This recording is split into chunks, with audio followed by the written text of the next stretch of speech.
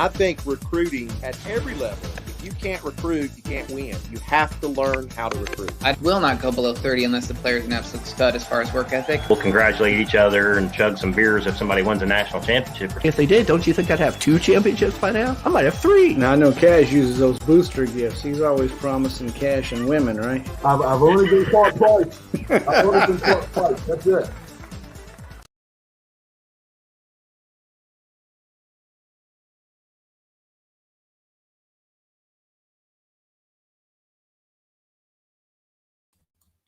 Let's see, that'll work much better if I unmute the microphone. As I was saying, I just really enjoy Cass 007. He has a good sense of humor about him, lets me pick on him. Anyway, welcome to another episode of This, That, and the Other. Tonight's scheduled guests are Adlorenz, our own WISGD director, and hopefully he can get us an update on where we are as far as things that are currently being worked on, as well as some things that are coming out in the very near future.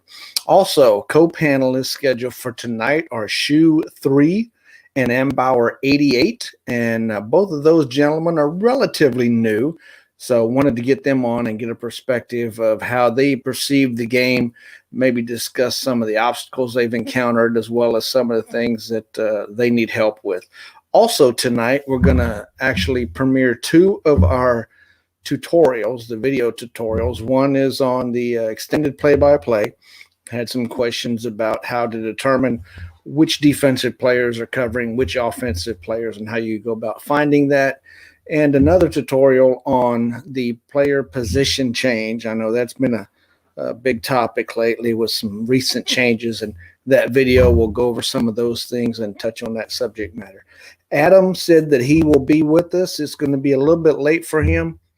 And shoe3 said that he hopes to make it, and it'll be much later in the show, but he had some issues pop up. So looking forward to those guys joining us as soon as they can.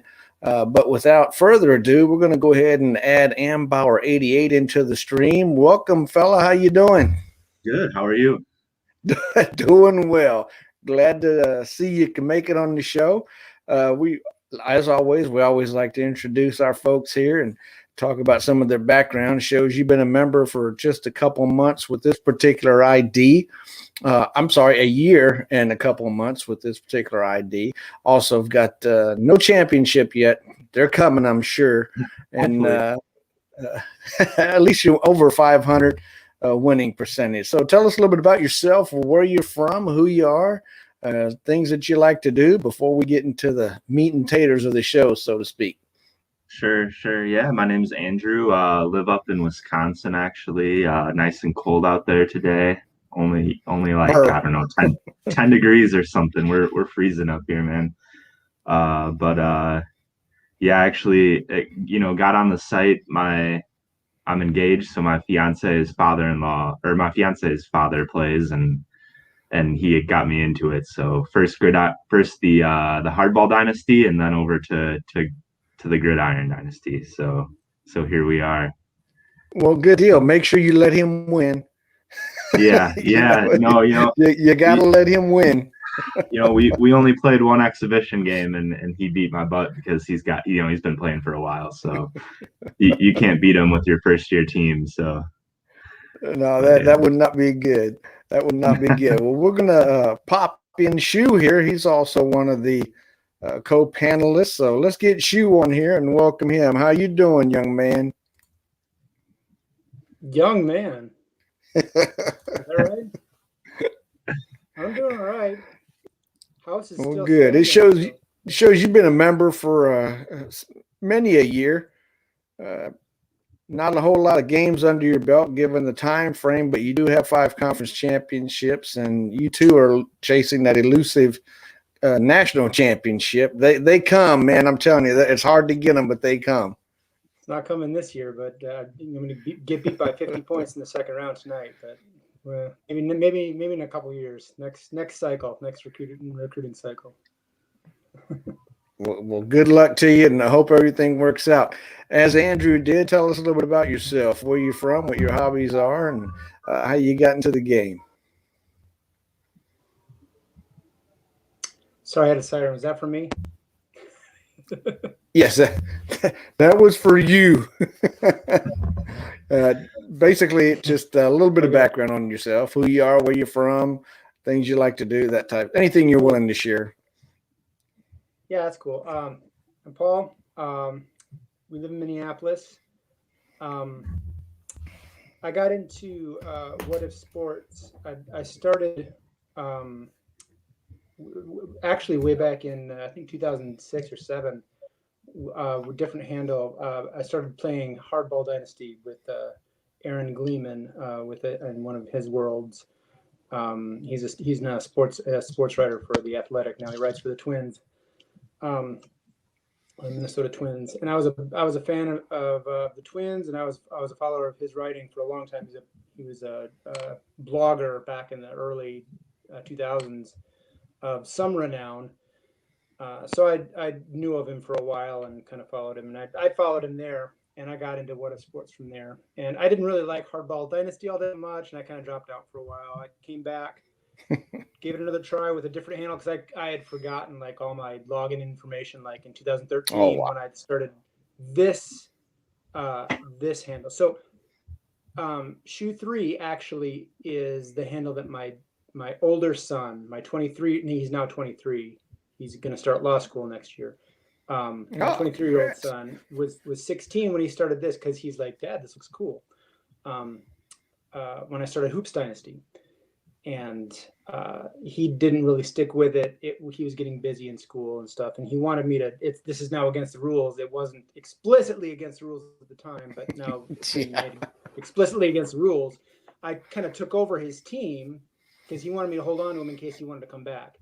And what happened was he never came back, but I dropped my other handle, and now I'm just doing this one because these teams were more interesting as it turned out. So I just stuck with them. I gave Gridiron Dynasty a try back in 2013 with the other one. I didn't really like it then in 2013. It didn't really it just didn't float my boat. I wasn't into it.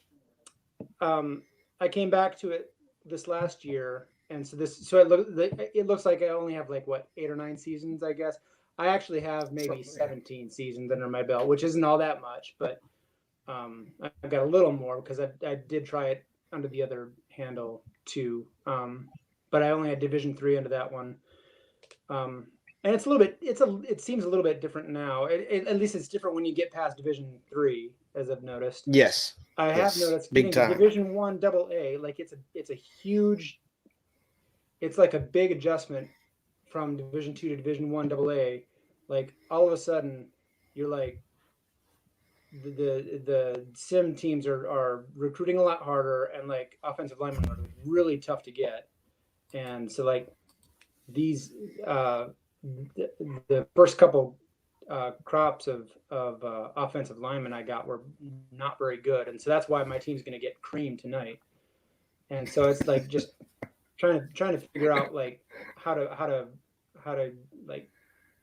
compete with the top teams in the division. Now is what I'm trying to figure out how to do 7 or 8 seasons in.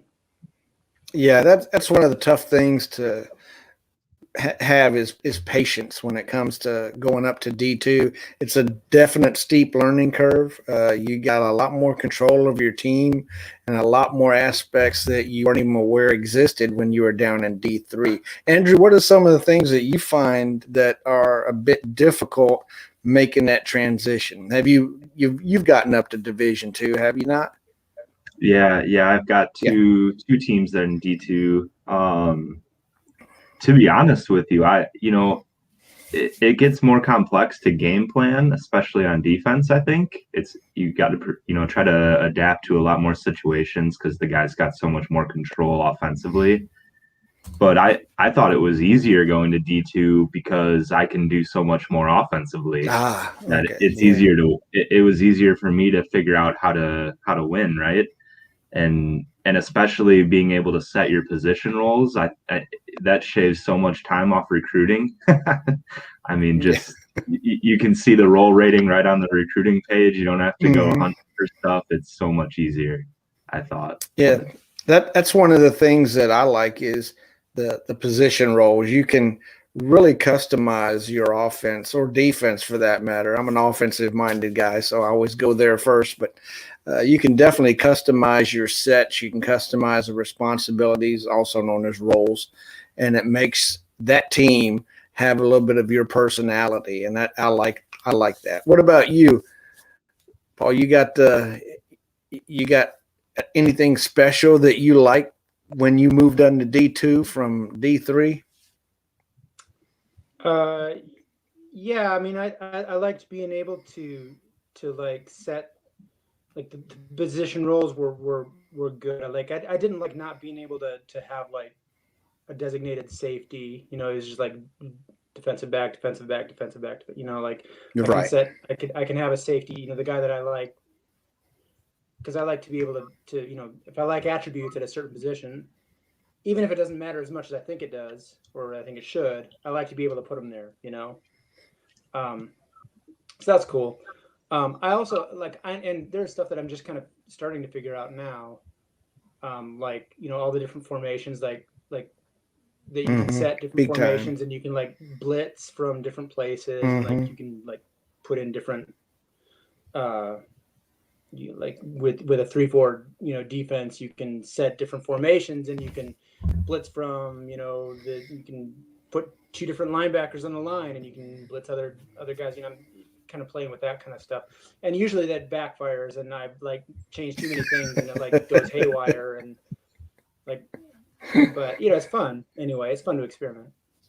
Yeah, you probably encountered some of the stuff I've done, which is made changes and then had it backfire and couldn't remember what changes I made. Or the worst case scenario is you make Right. changes and it works out very well, and now you can't remember how did I arrive at that blessing. Right. You know, there's another gentleman on with us, Sean S. Cottrell.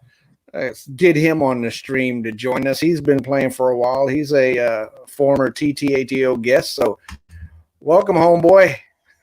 Hey, Magic, how are you? Good. Doing well, doing well.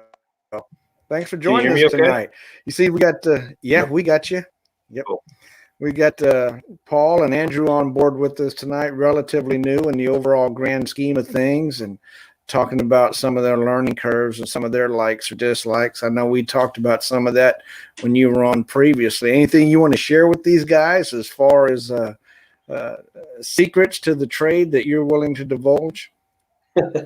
I wish I had secrets. I agree with all the frustrations though, going from D3. Now I'm so accustomed to D2 and above that recruiting in D3 is brutal at this point because you can't even search for like a receiving running back or a pass coverage linebacker. But yeah, I mean, I think for me it was, you know, I played a lot. I have too many teams at this point. And now with the recent recruiting changes where you can, you know, offer sophomore starts or playing time, in bunches, I ended up adding more teams because of it. So now I'm even further in the hole. But yeah, I mean, for me, it was I kind of agree. Moving up, having more control. Yeah, I think for, you know, people starting out, the thing I would say is just take one thing at a time. Take one, whether it's, you know, position roles or, you know, messing around with the playbook, and hold everything else equal for a little while. There's just so much. It's so in depth that if you dive in all at once, you end up turning the knobs 10,000 different ways and you have no idea what was good and what was bad. So it was that's a very good point. Yeah, absolutely. Yeah, I can see where that's probably been some of my problem when I first started. As we were talking right before we brought you on, you know, that the tweaking that goes on, and I'm notorious for going back and double and triple tweaking, you know, doing and undoing, just because, you know, I can't quite have the confidence that I want in my abilities to set this game plan up against this coach or this player or whatever the opposing team is. And I end up screwing myself over more times than not. And that's the excuse I use every time he beats me, guys. You know, Trell beats me on a regular basis, so I use that as an excuse. It was my fault. Just got a text from Adam, said he's going to be here shortly. He's out on the West Coast, so he's got some errands to run, but he's going to pop in. We'll keep going until he does. Hopefully he can give us an update on how things are progressing and what we can look for going into that. But when he does get here, the first thing I want to do is go over a couple tutorials that he and I had talked about for quite some time. Getting newcomers an actual, not just a picture or a graphic, but an actual visual in real time. This is how it works. This is what you do. This is how it happens. Kind of video for everybody to see. And maybe we'll be able to build on that platform to where, at Division 3, you've got a host of tutorials that are for Division 3, of course, but more importantly, there are opportunities for you to actually see and engage with what's beyond, because right now as a Division 3 only player, numero day one, uno new guy, you have no clue what's ahead of you from Division 3 forward. And honestly, I can see where Division 3's limitations could be turning away some potential longtime customers, just because if they're like me, I want to have full control. I'm a A-type personality. I want that full control, and Division 3 doesn't give it to us as much as Division 2 and above does. So we had talked about doing some videos and putting some things together. And guys, if there's some issues that you've encountered where you feel like a video would have helped you out on the front end going into D3, definitely drop me a note. Let me know by site mail, and we can incorporate that into future videos that we do. Hopefully they'll be well received and worthwhile. So, we always try to do something that's a little bit different, something that's a little bit more comprehensive, but more importantly, it adds to the viewership and helps people learn how to play the game.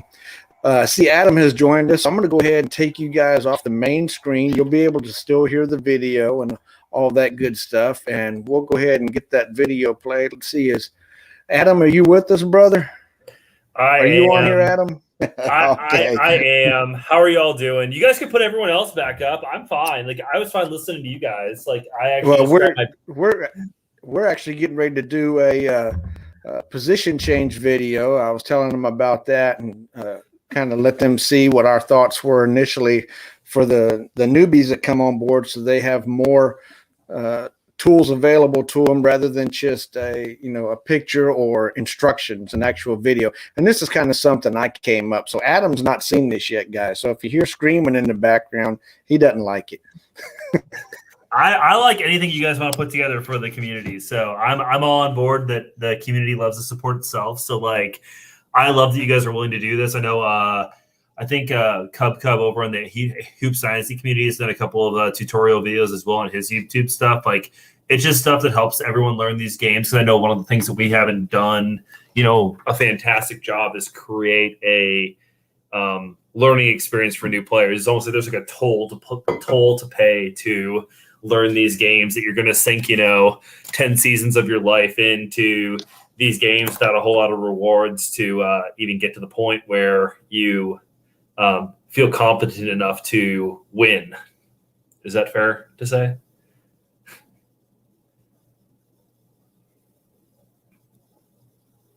They get booted off. Are you still, Majique, you still there? I'm here, brother. Can you hear me? You're just gonna let me ramble, weren't you? You're just gonna let me just talk until my face is blue, right? We had a private sidebar where we were all plugging our ears. That's fair. No, we're going to go ahead and play this video and see if it's something that the folks like. So let's see how this works out. I'll mute myself and I'll watch it with you guys. Awesome. I received a question about position changes recently, primarily how to accomplish a position change and when it's beneficial. Well, as far as being beneficial, that all depends on the roster, how you plan to set up your team, what kind of offense you're running, defense, etc., where those players that you're going to be making the changes are involved. For me, an example that I'm going to use today and actually do some position changes is a Jacksonville State team I recently took over. It did have a couple sims on it, so I have some holes to fill in some of the positions, and I've got some dead weight sims that I'm going to move into those holes for no other reason than to provide the starters some ability to rest. And what I'm going to do is go to the player profile, click on the change position tab to make that happen. And you can get to that player profile using any of these pages where a player actually shows up. You can click on him to get to his profile. I like to go to the roster, and that's where all the players for the team are depicted. And today I'm going to be changing out Richard Williams, a tight end, and I'm going to move him to a linebacker. So once his player profile opens, you'll see the change position tab. Now, what we have to remember is that not every position can be changed to every other position. In this case, a tight end can be changed to, let's see, I believe it's running back, wide receiver, offensive line, defensive line, linebacker. Very versatile. So, that's one of the options that you have as far as changing your tight ends. Punters and kickers can only be changed to the other. For instance, a kicker to punter, punter to kicker. A quarterback pretty much can go anywhere. But for the example here, we're going to change this Williams to a linebacker. Now, what you'll see is the page refreshes, and there'll be a change in those categories. You can see some of them increased, some of them decreased. Now, granted, this guy is not going to be a great linebacker, considering he only has a tackling rating of 15, 41 strength, technique of 44, and this guy is a D1 AA player. But again, I'm just going to use him in those situations where the game is in hand, and he's going to give my starting linebackers breathing time to rest. Now, once you're on this page, the action of changing the position will take effect if you click change position. If you don't like what you see, you can get out of it and avoid changing the position by clicking the red X in the upper corner. Nothing changed. So let's go through that once again. Click on Richard Williams, the tight end. We'll click on his change position tab, and we're going to move him to a linebacker. And we're going to make this stick. So he's now a linebacker. The page will refresh, and you'll get his results. Now, one thing that does happen currently, and I understand it's going to be changed, is when you hit the change position button, it says, yep, I'm going to make it change. You'll see an error pop up. And this error, just disregard it. It's an anomaly within the program. It doesn't mean anything. Also, be careful, because here, if you notice, it still shows Williams as a tight end. Now, we just changed him to a linebacker. But what this is a static page. This is a depiction of the page when you first went to it. So it does not include your changes. The way you can see those changes is simply by refreshing that roster page. And when it does refresh, you can scroll down to linebacker and see that that's where Williams is now. He's no longer up here in the tight end area. He's down in the linebacker. Now, the other change we needed to make in order to accommodate a hole that I have is we're going to move Brian Austin from offensive line to defensive line. And again, we open up the change position tab. And this is an offensive lineman, and you'll see he can only go to tight end or defensive line. Remember, the tight end could go to a couple more positions. So we're going to move him to defensive line. Once again, the page will refresh, and we're going to hit the change position. We're going to go ahead and say it's okay. And at this point, you get the error pop up again. Once again, disregard. And as always, refresh the page in order to see those actions. Now, you can't go back and change the player you just changed to his previous position. I believe it's one change per season per player. So essentially what that means is once you change a player, that's the position he's in for the rest of the year. Now, the next season you can change him back if you want, but his attributes are going to degrade even more, because now he's going from one position to another. The other thing is the 7 position changes per year. That's something new. It used to be 5, and you can make those changes anytime during the season. A recent update now allows you to make 7 position changes, but they all have to be accomplished by the end of the 5th game of the regular season. So while you gain a couple more options to make some player changes, you essentially reduce your weeks to make that happen to the first 5 of the season. Well, hopefully this has helped quite a few people out, and if it needs some more clarification or you have additional questions, don't hesitate to give me a holler.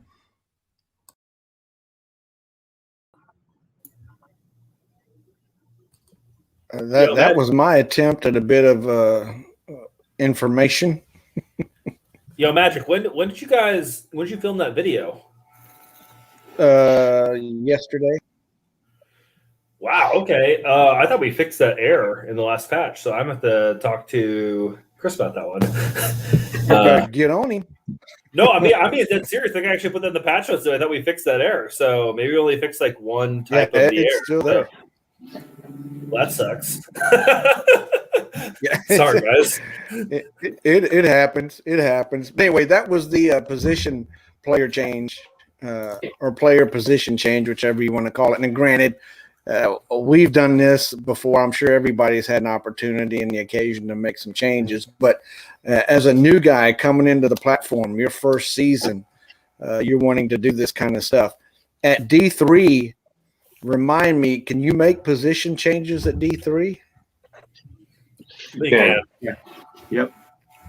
You can? Okay. I couldn't recall if you could or not, so I didn't mention it. But you can see how hopefully this would be beneficial to somebody stepping in the door for the first-year coach to try to understand how some of the things work and what they mean.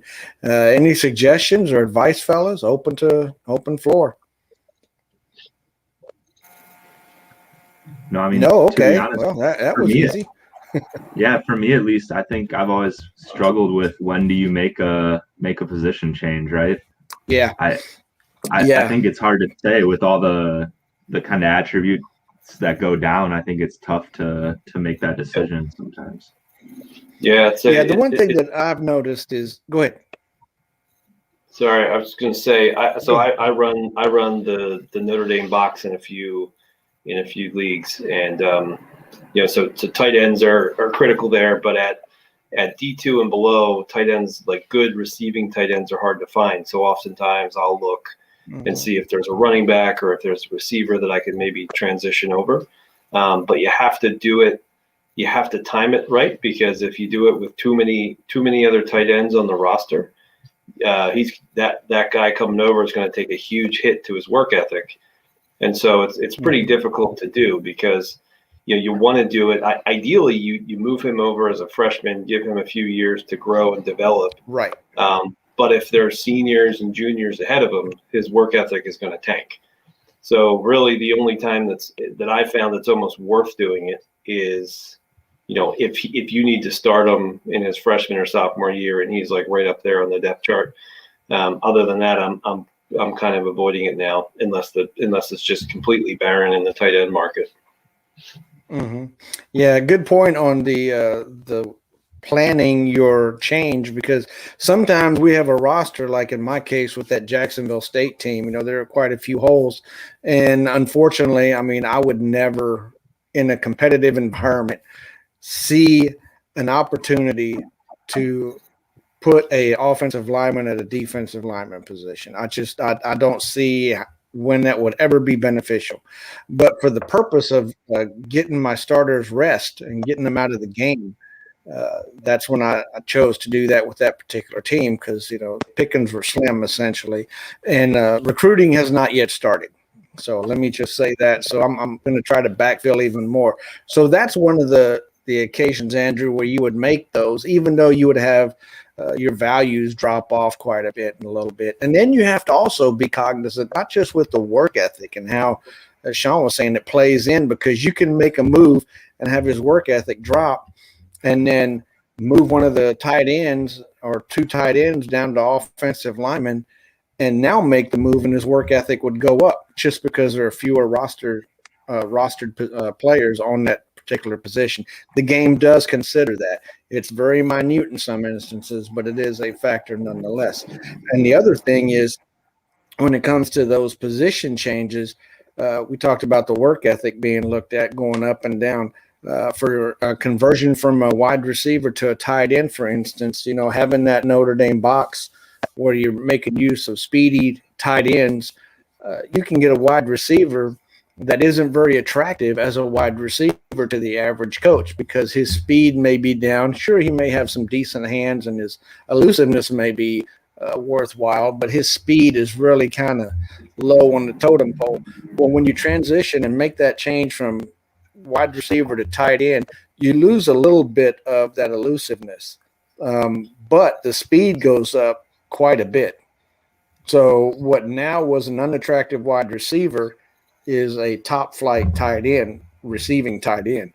So that would be some of the other occasions where you would make a position change that would work out well for you. And of course, with everything else, a lot of it has to do with potential and work ethic. Can you make that change and bench that guy for a year while you give him a red shirt and let him grow at that new position and get 5 full years at that position? So all those considerations come into play, and that's something the new guys have no knowledge of. They don't understand how player changing one position to another could benefit their team, or on the opposite, just how drastically it could hurt their team. So, Paul, what's your experience with player changes? Have you had some good luck with certain changes with position to another position? No, I've only looked at it. Like I've tested it out, like to see what would happen, but I've never actually pulled the trigger on any of it. Like I've considered a couple times now. I run a wishbone now, and in a couple instances I've looked at possibly, like, I've got one like crappy wide receiver. I've been looking at maybe moving over to tight end, but I only need 2 tight ends too. So it's like, what's the point? So why take a hit? I hear you. Just cut the extra wide receiver, and take another scholarship. And use it somewhere else. And that I've been in that position too, where I've done the coin flip. Do I change his position or cut him? Here we go. Heads he stays, tails he's out the door. That happens. So it's all part of the game. Also, the other video that I'm showing. Because he signed too early. Yeah. I was just going to say, he's only on the roster because he signed too early. He was an insurance policy. He signed too early, and I forgot to take the scholarship away. So. Oh, wow. Or you're like me, you offer scholarships thinking, they're not going to take these. I need to keep looking, and all of a sudden, boom, they've taken them. You're like, well, crap, I didn't expect that. I should have pulled those scholarships. Something better came up later, and I didn't have the scholarship. I've been there and done that more times than not. Well, let's look at this extended play. That's another issue that came up. Same routine, guys. Going to bump you out momentarily, and we're going to look at this. Asking about how to determine which defensive player is covering the offensive player.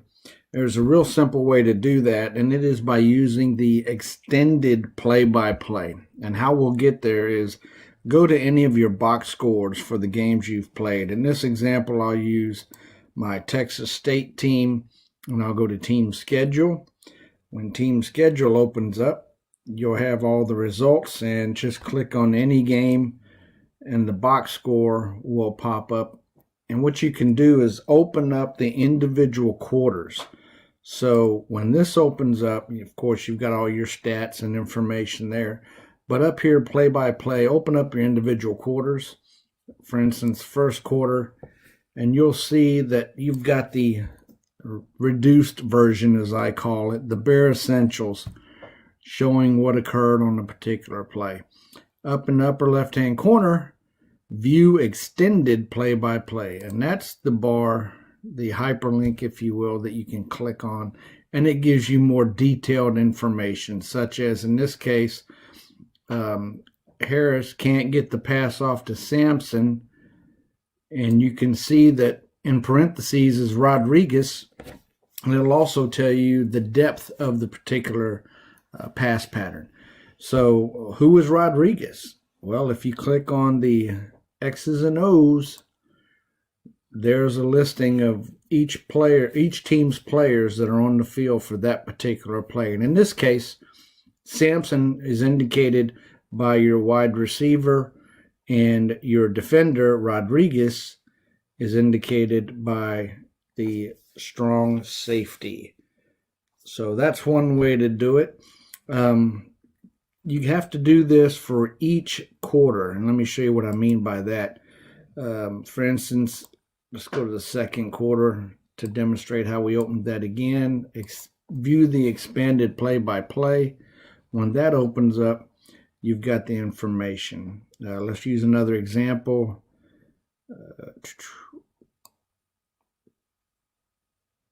Carter is covered at the ASU 49 median by Miller. In this case, Carter is wide receiver 2. Miller, cornerback 1, or is it linebacker 3? That is one of the issues that we have with this extended play-by-play, in that it doesn't really provide first name initial or the full name, which in this case would indicate to us whether it was linebacker 3 Kevin Miller or cornerback 1 Glenn Miller. So hopefully that's something that can be fixed in the future. Now, as I was mentioning, you have to open up each individual play-by-play based on the quarter. And what happens in that case is you scroll down, and let's say you want to see what's going on the next quarter. We're currently in the second quarter, so this would be the third.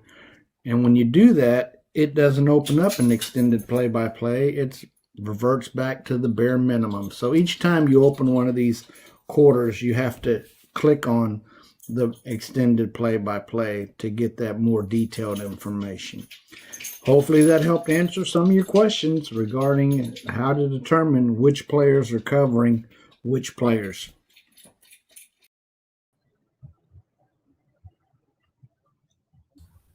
And y'all have to forgive me, I interchange extended and expanded all the time.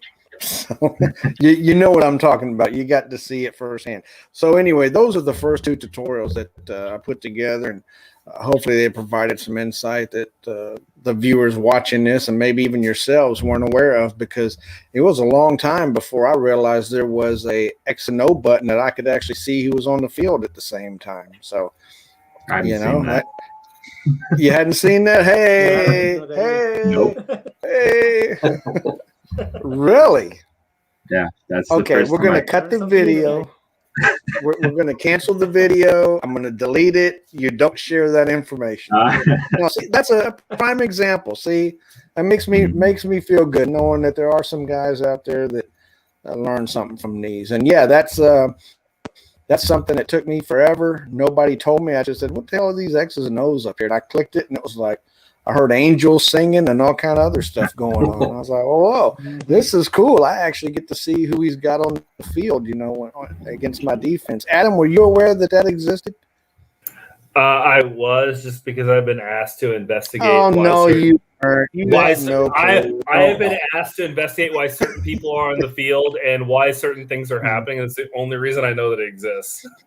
Yeah, and that example I used with the Miller being a cornerback or linebacker, whichever it was, is one that comes up quite often when you've got the same last name player out there, because, again, that play-by-play just shows that last name, and there's no designation for position or first name initial, which in some cases would be helpful. If it's a Dave Miller and a Scott Miller, you know, the D or the S would tell you which one it was. So, and there's another anomaly that pops up too, and I can't remember what the cause of it was, but it was on the message boards a while back, where they only show 10 players on the field, but there's actually 11, and it's a very, very outlying anomaly. There are 11 players on the field, and that was back when Jay Conte and I had talked about that because it happened a couple of times, and we went through and looked to see if it was possibly because all the players were too tired to be on the field. You know, you didn't have enough of them rested, and the game just didn't put one in. But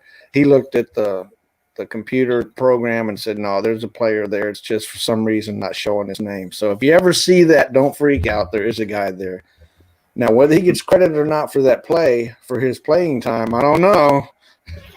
You know, See, we didn't get that's that a deep into the weeds. that's a great video there, Magic, because that's one of the key things that I think if you want to really kind of understand game planning and as far as like who's covering who and how you want to attack a defense or how you want to defend an offense, that's a critical piece right there. It's kind of hidden, and if you don't know how to find it, you're kind of out of luck. So that's going to be a good video. Well, good. Yeah, absolutely. Good deal. But that's kind of the information that we're looking at gathering and putting together. And the other thing is, I tossed it about a while back, and that's subject matter for these videos. I mean, we're in our third or fourth season. I think it's fourth season now. And there are a ton of videos, but if you want to tell somebody, hey, the information on how to do recruiting such and such is in video ABC, it's not there. So I'm looking at getting some type of content on the channel, or maybe even on that first pin thread, to where it shows if you're looking for position change information, look at season 2 video or episode 9, season 3, episode 8, and episode 11, and that type of stuff to help folks find things and maybe increase some knowledge base going forward across the platform. But Adam, as far as updates go, brother, what you got for us? Anything new on the horizon? I'm trying to think what we have a patch coming next week. Let me quick pull up my board and just make sure it's in it. I hate promising things if it doesn't happen. So, well, we're talking Gridiron Dynasty. So, we are. There is stuff. I know there's a lot of guys that love the other games. No, and there's stuff coming for all the games next week, or most of the games next week. Let me double check what's in the Gridiron though. Did I leave you guys out of this patch? No. Getting rid of that position change error message. I mean, I'm gonna put that back in because it's still a bug.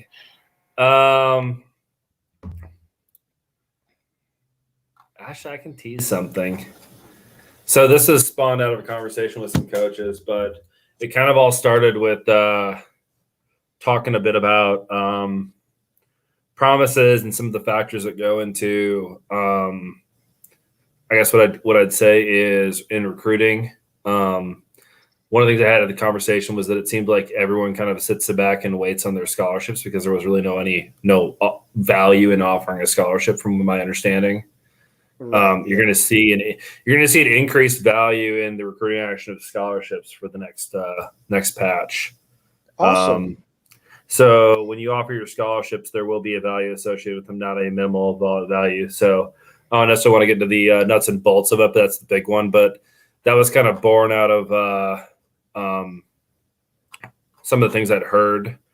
To talk a little bit about the Gridiron 4.0 update.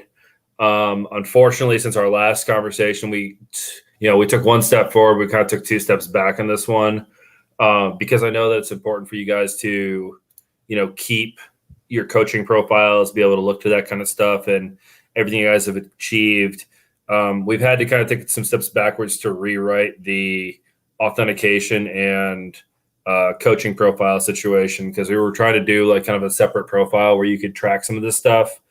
But because the old coaching profiles are written in that old core website, we're trying to extract those out and carry that information over, to port it over, so you guys aren't going to lose all of your history, all that stuff. So that is what Chris has had to kind of work on for the last probably 2 to 3 weeks, because I do think that that's important for all of our senior players, because I think like you guys have accomplished so much in these games, and to like kind of like turn up. I mean, the easy solution would have been to basically like build out this new game and not port any of the stuff over, but like, and not have them linked to each other and have kind of a separate authentication system and eventually build out this new profile. But I think that kind of like turns a blind eye to what you guys have already accomplished in the game.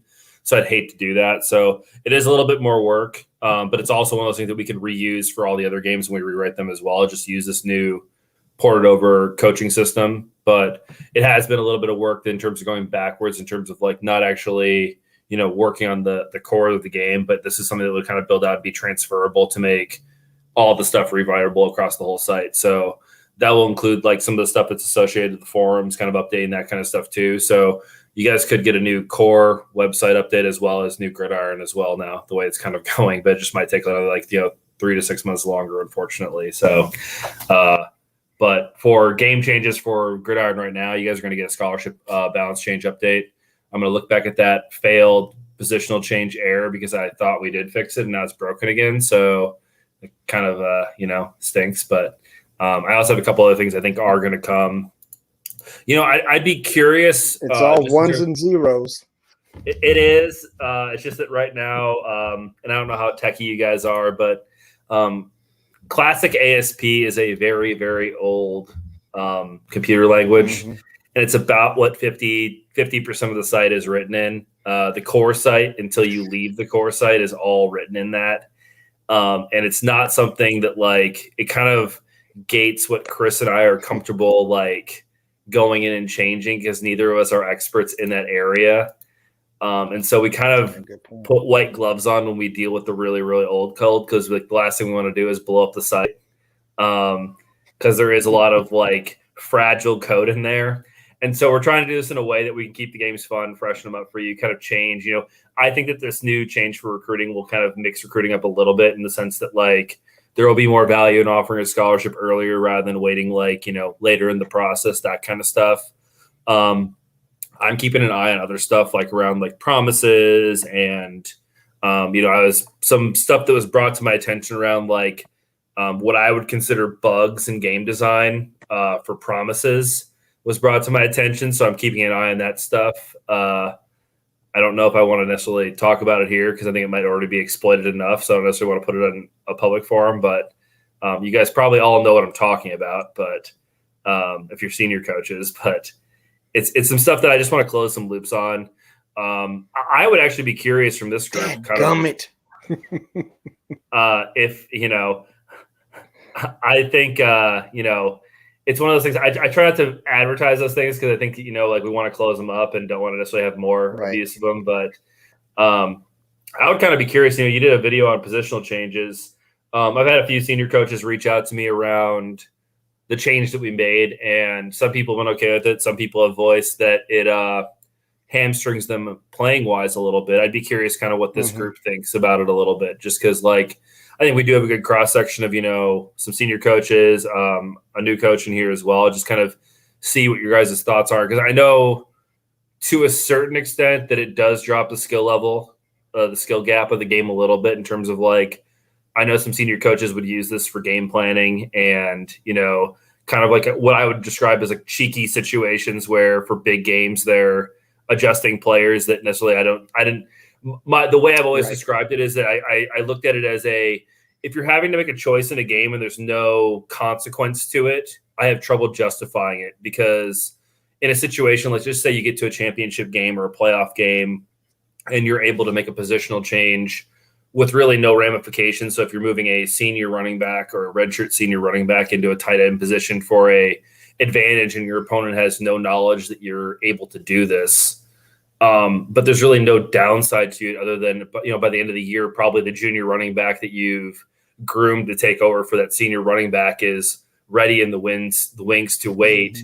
I don't necessarily see a negative side to that decision, but I'd be curious kind of where you guys are coming from in terms of is it bringing, I'm not going to say I know this game inside and out, but I would be curious from your guys' standpoint, are we essentially making this game too easy by making a change like that? Or is it making it more fair because you can, you can't necessarily I'd say bamboozle someone without them knowing that you're actually going to do something like that. And so that's kind of where I'd come from in terms of asking that question around positional changes. Yeah, I'll share with these guys what I sent to you in that site mail regarding the situations I encountered, such as taking over a new team before the rollover.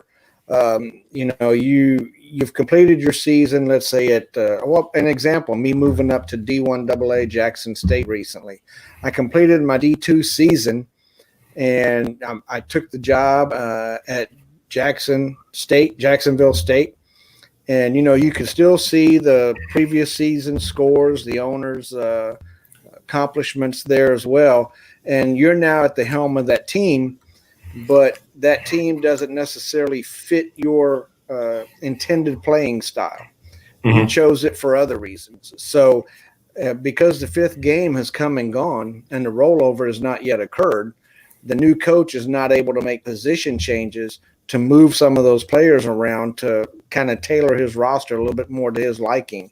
That's one situation that I encountered with the issue of the player changes.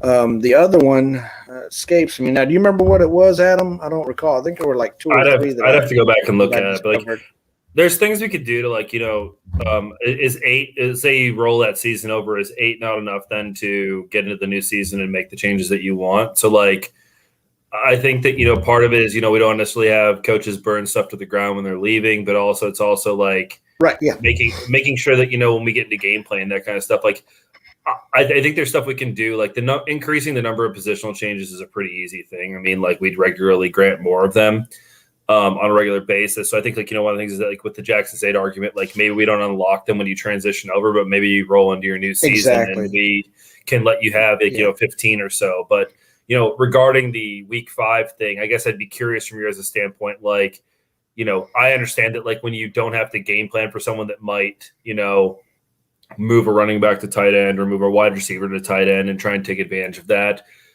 does that change necessarily drop the skill gap too much for some of these really competitive situations is kind of what I'm curious about. Personally, for me, I don't think so. That's not something. So I've done position changes, but never for like a big game scenario.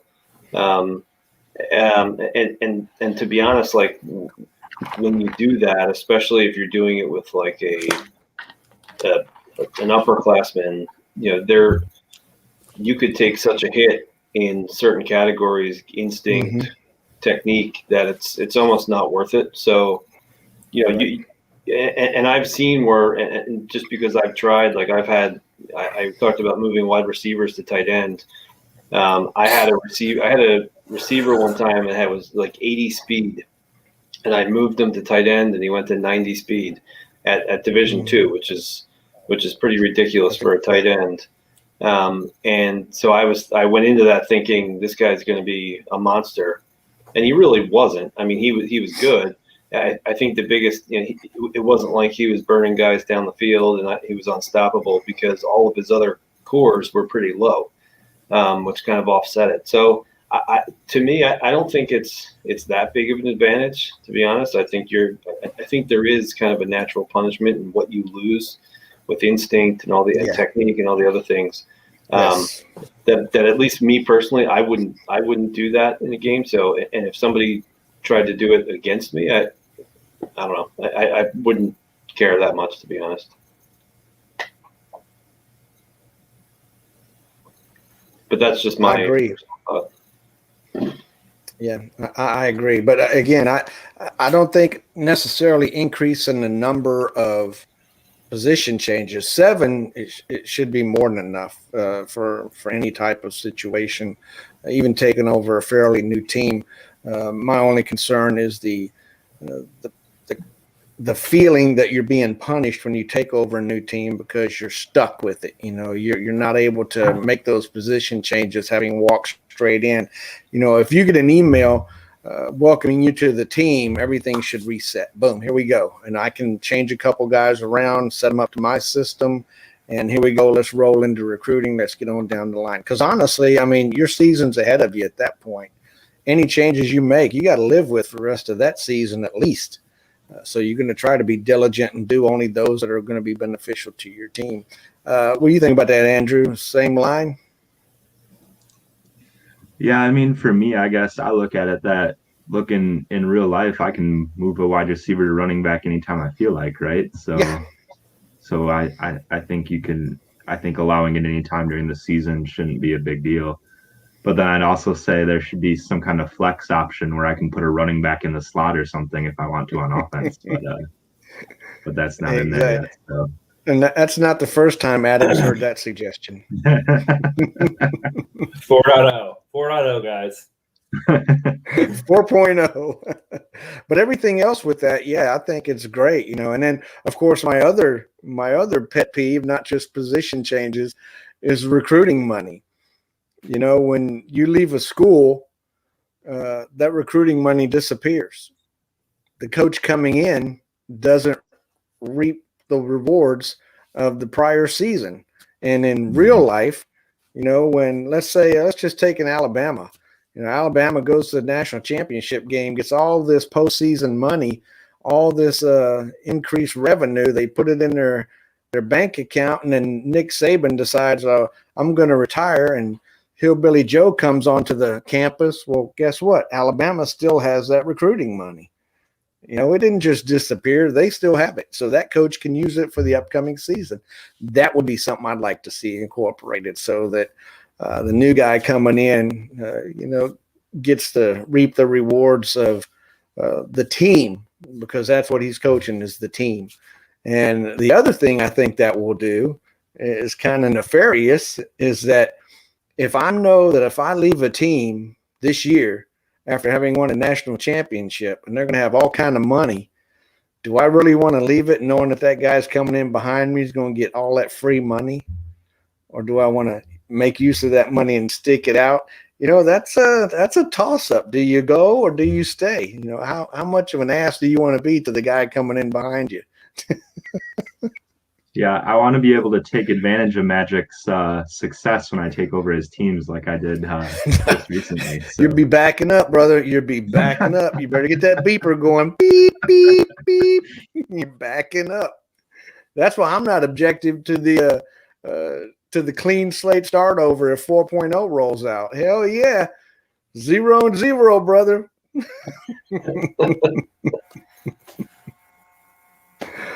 And you guys got anything else for Adam before we roll this thing out to a close tonight? No, I think like the thing is, like, I think that, you know, we, in talking about 4.0, like when I say like it'd be separate, like I think it'll also be able to be separated out where you can see. My whole thing is I want to build these games to be flexible. So if you want to see what your overall gridiron record is, you'll see it. Right. But I think you'll also see a gridiron 4.0. One thing I will say, and I have talked about this, is that like Gridiron 4.0 is not going to be an upgrade of the current worlds. We're going to have to roll out new worlds, unfortunately. The code base is just unfortunately that old, but I mean, we're still going to keep support for the old worlds. So people enjoy playing the 3.0 game. We'll keep the support there. We'll keep the worlds alive. Our hope is that, you know, eventually people will transition over to the new game. I think that we're building it out in a way that it's going to be fun and dynamic like Gridiron is right now. But also, I think that there will be some points that I think will be better and more immersive. But really, I want to keep the game at its core the same. Like, I really want you guys to feel like this is still Gridiron. I still want you guys to feel like you're game planning. I still want you guys to feel like you have, you know, the ability to impact the outcomes of these games more than just, you know, recruiting. That you can game plan and feel like your decisions are meaningful and that it changes how, you know, the game outcomes are. So. That's really the goal, but our goal really is to make this more immersive, where you can, like you said, move people around the field how you want. That you're not like stuck playing one formation all game, whether you're forced to play a 4-3 or forced to play, you know, a trips formation. Like that, you're actually able to game plan like what percentage of kind of formations you want, and that will come with benefits on defense, like the defense being able to read like, do you have 3 wide receivers in the field? Do you have a running back in your slot? That kind of stuff that will help. You know, the sim engine makes smarter decisions, so you can't just like put a, you know, wide receiver in your tight end spot that's a 99 speed and outrun linebackers down the field. Like that's the kind of stuff that we want to be smart about the game. That like you can't just like do things that the other team has no response for. That you can just kind of like, I know I say like, but cheese the sim engine. I know you guys kind of know what I mean when I say that. So and it happens in all of our games, and it's like the hard thing about these is that like eventually the formula kind of gets figured out a little bit, and you figure out ways to kind of, you know, manipulate it or get what you want out of it. So the goal really is to kind of make that challenging for you guys as coaches, but also be able to have it be predictable enough that you don't feel like you're just like throwing crap at a wall and hoping that it sticks in terms of like, you know, my team's 20 points better overall than this team across the board, and I just got, you know, fleeced by 50 points. This makes no sense to me. So that's the kind of stuff I really want to, you know, make new game really, really kind of immersive and really feel like it's,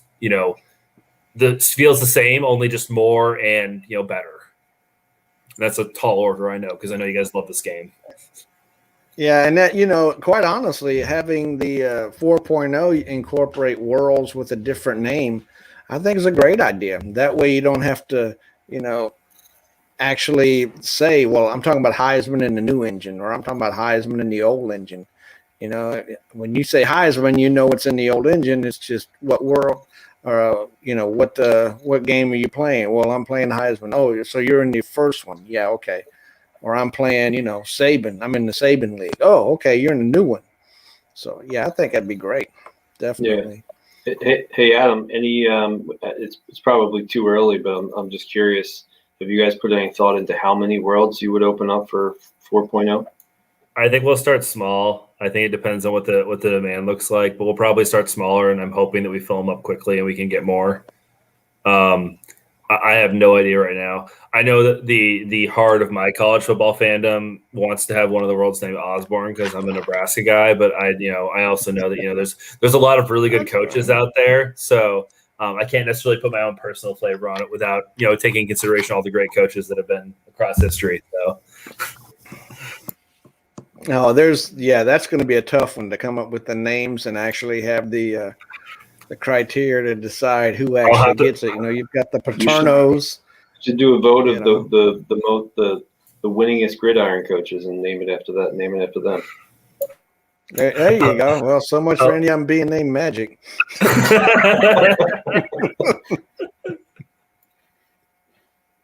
That's a pipe dream that'll never materialize. You guys are funny. It's the MFN Meyer League.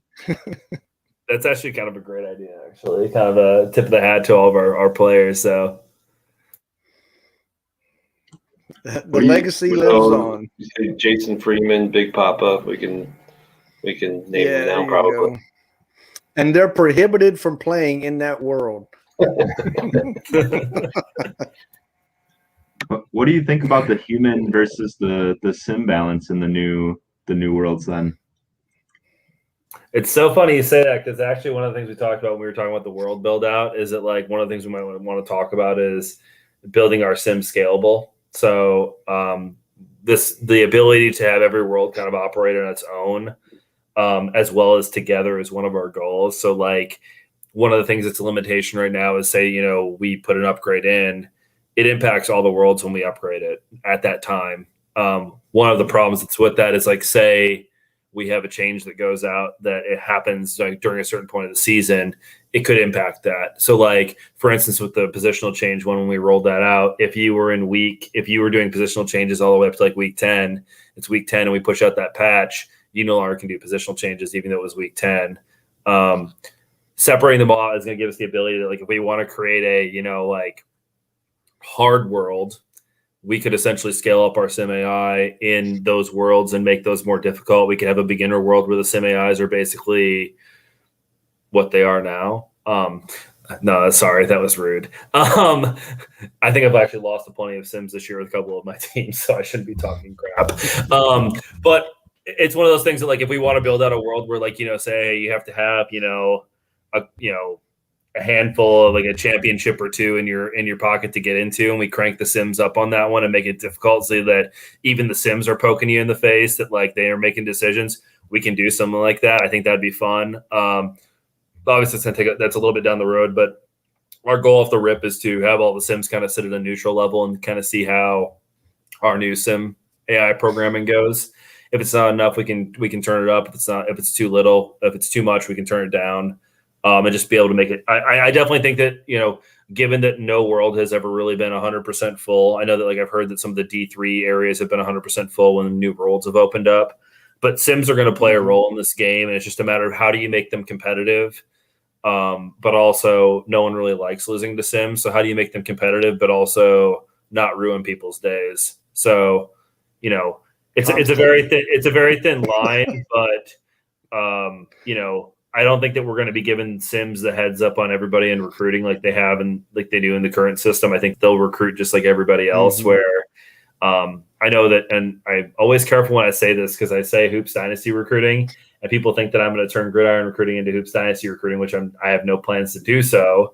But the sims in Hoops Dynasty have some of the same challenges where they can't stick around, but they also make effort every round. They don't start off with some semblance of a lead or anything like that, like they do in gridiron. So it's one of those things that we try and make that balanced and figure out how we can keep them smart, keep them, more dynamic so that, and maybe they'll have recruiting profiles. Like that's one of the things that I've really thought about when it comes to like the coach hiring and firing process is we might build out anywhere from 8 to 10 different hiring profiles. And you might have a school in a Big Five conference that, wants to hire a young up and coming coach with more success and less seasons. And it might make a hiring decision based off of that. And then maybe the next time around, the coach might get burned by that and decide, hey, we want a seniors consistent guy that has a lot of seasons and knows what he's doing. So then it might, when you apply for the job, that coach might get the job over them. So that way it isn't always hiring off the same criteria. It's adjusting it. So different types of people might be able to get into those jobs. I think recruiting is going to have the same kind of feel where you don't just force your way under recruits because you have more money or one things that you're going to have to be thoughtful about how you recruit players. And I have a lot of fun stuff for recruiting, but it'll definitely make it very intensive and a lot of fun. I think it'll also create a lot more fun for you guys when you recruit that, I won't lie. It's no secret that, the top teams in college football always seem to get the best recruits. But when you start talking about the different problems that teams are going to have to solve, if you're a championship caliber team, in the real world, the Alabamas and the Clemsons and that kind of stuff, their problems are never really a problem of what recruits they can get. They seem to get whatever recruits they want anyway. But their problem becomes a problem of wealth is how do you keep all these top tier recruits happy? How do you juggle playing time to make sure everybody's happy? You might find that you get done with your season and 10 players might transfer because you didn't balance your playing time or keep people or keep promises, that kind of stuff. So all of a sudden these mid-major schools or these lower tier Big Five schools might get a knock on their door saying, hey, this, running back from Alabama who was pure going to be a junior next year wants to come play for your team. And all of a sudden you've now gotten the, probably the third best player in your team that just came through a transfer. So it's that kind of stuff to keep people competitive, but also keep it fun that all of a sudden you have the ability to pick up players that you normally wouldn't have access to because, the top teams have locked them up and you can't get them. So that's the kind of stuff that I want to make really dynamic and versatile in these games is that it's going to feel, every level is going to have different problems to solve. If you're a top tier team, you're going to be juggling talent. You're going to be juggling what it feels like to be success. And if you can't juggle that, then you're going to have dips in success because, recruiting really isn't a problem for those teams. And it will still kind of feel that way a little bit that if you want a player and you're at a top program, you probably can get them if you want them. You might not be able to get 30 of them, but it'll definitely feel, you'll definitely have to be struggling to keep everybody happy is really what I think is the different problems. That's really kind of what I want to make is, you're going to have these top tier teams. They're going to solve their wealth problem. You're going to have these middle tier teams that are going to try and to manage peaks where they can make the playoffs, where they can, make the tournament and be a competitive team. How do you sync your team up to make it so that you're going to have these peaks where you can then, go hit up the Oklahomas, go hit up the Ohio States, them, and really challenge them and push them. I think of, some of these teams that, have those peak seasons and then drop off for a year or two. And then you talk about the lower level teams, they're just trying to, make a conference championship game, that kind of stuff. And they might be trying to do the same thing and just coordinate talent as well.